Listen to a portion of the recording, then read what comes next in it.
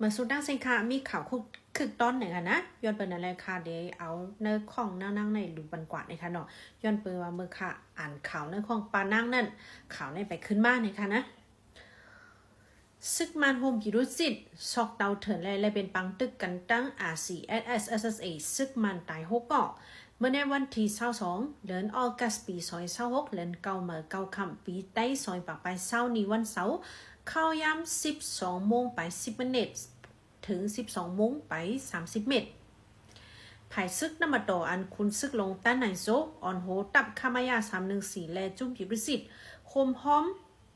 เอ็นแห้งซึกต้อง1 มอก 60เกาะเข้าซอกเตาเถินหน้าพื้นที่กุ้มกำตับซึกจึงได้ RCSSA และไล่สองภายไล่เป็นปังตึกกันหึงหมอก20 เมตร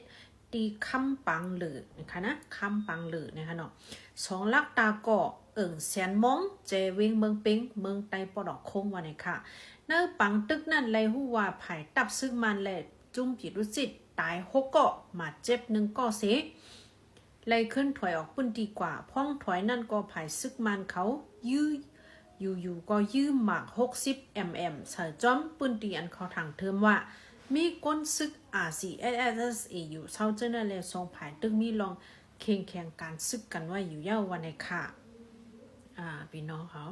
ในก็ได้เลยว่าเป็นเขาคึกคล้ายเลยเขาคึกต้นตอนวันเมื่อไหร่นะคะนะ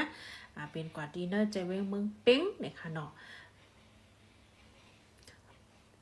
เดี๋ยวมีมองในค่ะนะมันปอดกับอีกหนึ่งก้อยเกามันเป็นอันรีสนใจอะไรมาฝากตอนเป็นพี่น้องเขาในค่ะเนาะมาสุโกก็ค่ะ